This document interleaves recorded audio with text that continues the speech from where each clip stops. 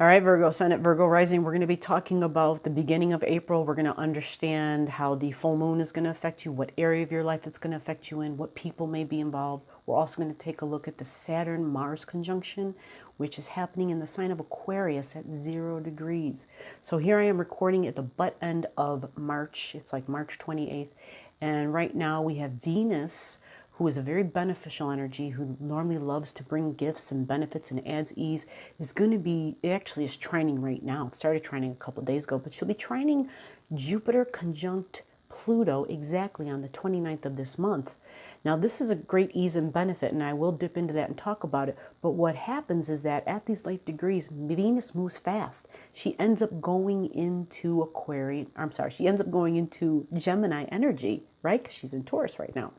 Well, what happens when she goes into the Gemini energy? This is air. So what we're going to have is some benefit coming again, because when Venus hits air, she's going to be trining the Aquarian energy, and this is good news. Now, we do have restrictions, and so what I'm going to do now is just dive deep, and we'll talk about Mars and Saturn together and what that means. Don't forget, Mars is our bodies, so this is like more rules. All right, so let's go ahead and just jump into the all astrology. So Mars conjunct Saturn. Mars is not only the body, Mars represents the soldier. Mars is our assertions. Mars is our actions and our passions. Mars is, I thought about something, but now I need to do it. I need to physically stand up and go do it. But when it gets together with Saturn, Saturn puts up a big stop sign and says, hold it right there. You can't go anywhere. You know, it could be a yellow, it could be a red. Saturn says, do things slower, back up, stop. Here's the new rules, right? Because it's in Aquarius. So new rules, definitely. Aquarian energy is it's air, okay? So air represents thought. So what's going to happen is it's going to start affecting the way that we think, right? And this is the global message right now, because we have that Jupiter/Pluto conjunction, and Pluto is deeply transformational.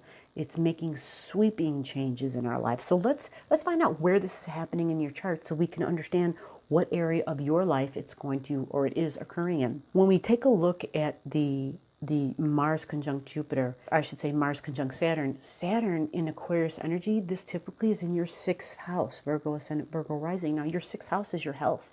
Your 6th house is also your work, your job, your day-to-day activities. Remember, 6th house is our hygiene, folks. Remember that. This is going to be important. We've done videos on this, but we all understand now about the whole washing of the hands thing. That falls into the hygiene bucket. Aquarius energy is thinking outside the box, okay? Aquarius energy is also, don't forget about Aquarian energy, is the internet. It's the digital age come to work, right? So for folks who are transiting through this, you know, going from earth work to all of a sudden, because the earth, Capricorn, right?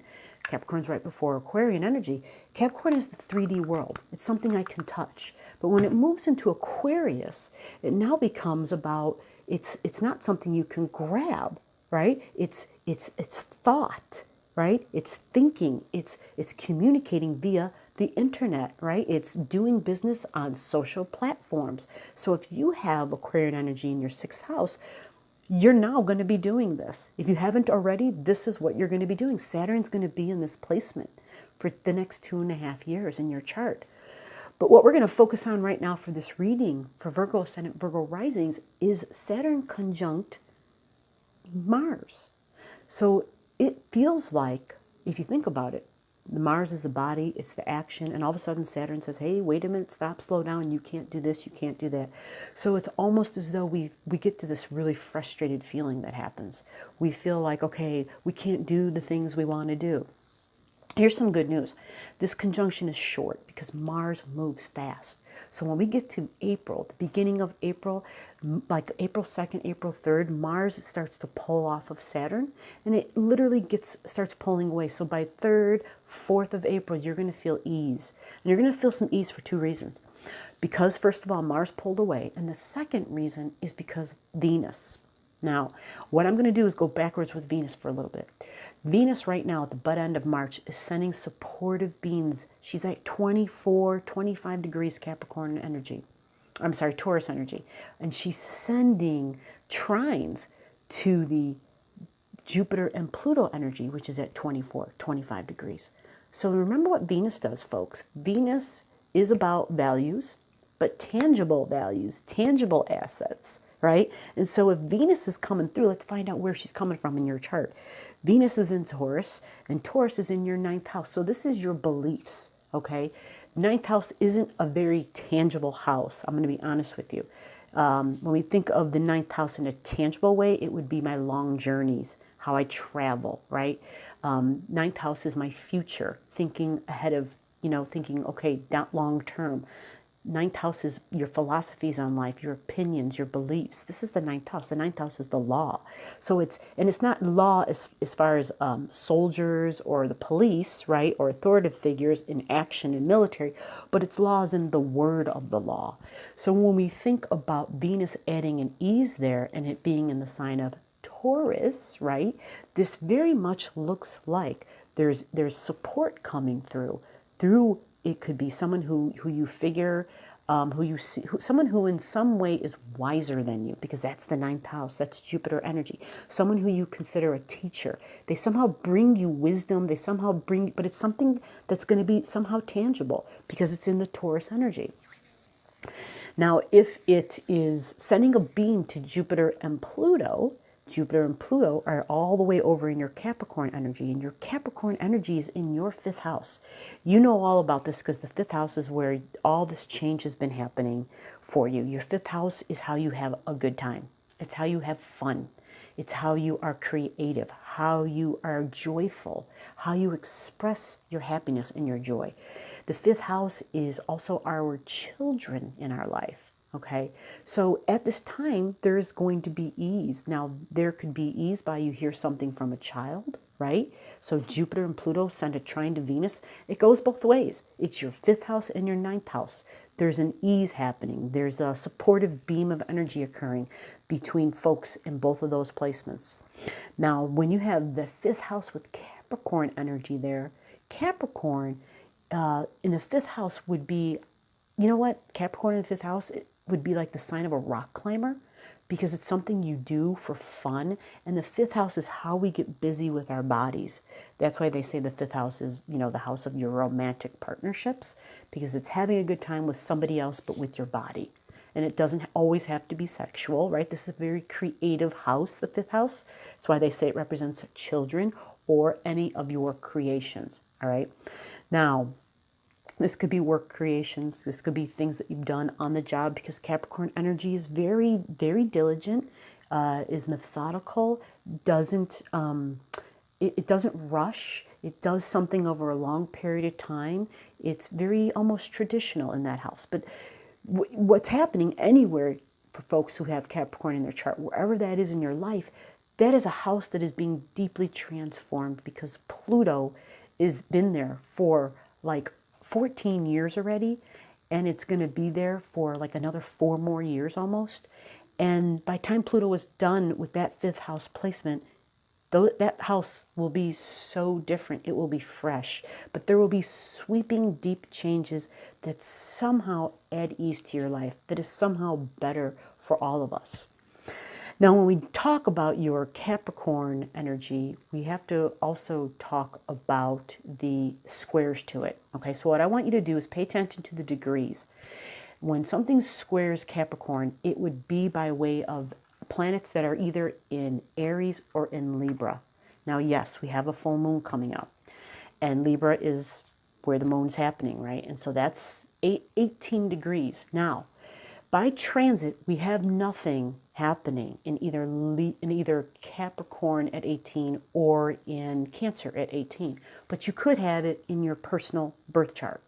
So if you don't know, and if you want me to dig and look for you, I would need your birth info. So you just comment your stuff below, and I can answer that question for you. If there's a square, that means more additional stress and tension in your life. And some people want to know these things in advance, and others feel like, you know what, that would stress me out. I would have anxiety. I don't want to know.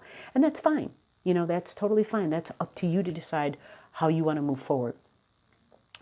When we talk about the full moon at 18 degrees Libra, let's discover where Libran energy is in your chart. Okay, you've got Libran energy in your second house. Now, what does this mean? The second house is the house of our income. This is our finances. If the full moon is happening there, remember, a full moon is an elevation of emotions. So what you want to do is keep yourself calm at this time, all right? Keep yourself calm. Everybody is definitely under a lot of financial stress right now. Everybody's been facing it. Because even if they had a nest egg, whatever their income was before, they're pretty much, a lot of us aren't receiving an income anymore in any way, shape, or form at all. So what you want to do is just try to ride this out and be calm, because the moon is going to pass. All right, it's got like a 4-day cycle, 2 days before, 2 days after, and the day of. You want to prep for it. And the best way to do it is to see, do you have something at 1844 in Libra? Or do you have something squaring your Libran energy? That would be Cancer or Capricorn energy at 1844. There's nothing happening by transit, which is good news, because if you have something there natally, the last thing you want is something by transit, meaning current planets in the sky, also squaring it.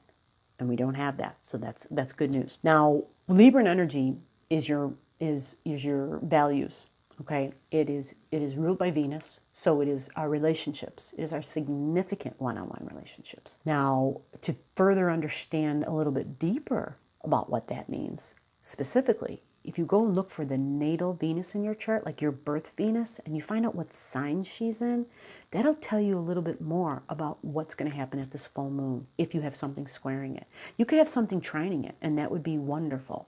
Because by the 8th of April, or the 7th/8th, depending upon where in the world you live, by that time, Venus is actually transiting further through Gemini. Now, this is air. So air trines air, which means she sends support. Now, she's not exact, of course, she's not at 18 degrees by any means, but she is trining Mars at this time. So this will help, all right? So even though there might be something that could be difficult, we then have this other beautiful trine that adds ease at this time. So keep your peace, okay? Try to stay calm, and remember that when the moon moves, the emotions then settle down. And remember, folks, that our emotions are our energy, okay? We already have a lot of anxiety going on because the planet Pluto is fear, okay? And this is happening globally. People are in a place of fear. And so if you need to turn off your Facebook, if you need to turn off your television, if you need to turn off all this, exterior negativity, because it's one thing to have it be news, right? You watched it, it was on for 5 or 10 minutes, and then you turned it off. But if you keep watching it over and over and over, you're going to drive yourself nuts. So that is my recommendation. Now, I want to talk to you guys specifically as far as your thinking. I think this is going to be important. You have Scorpio energy in your 3rd house. Now remember, this is a generality, okay? So if you're looking at your chart and you're like, hey, I got Scorpio and I have Sagittarius there, I don't get it. I'm not sure about what you're saying. That's because you're looking at a different house system. And when I do these sort of readings, this is not specific to a birth time. This is to give the most amount of information to a group, right? To a rising sign. If you need to get more specific and if you want clarification on that, all you got to do is comment, and I will check that out for you. Scorpio energy. Understand Scorpio energy in your 3rd house. The reason I brought this up, because this is how you think. This is 3rd house energy. What Scorpio energy needs to understand, which is you, because this is in your house of thinking.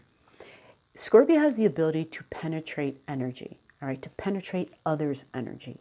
And so at this time, there's a really strong possibility that your thoughts could be merging with others' thoughts at this time. Depending upon who you are and where you are in your path of living, right, of lifetimes of living, you could manipulate thoughts of others. And I say this in a way of optimism, okay?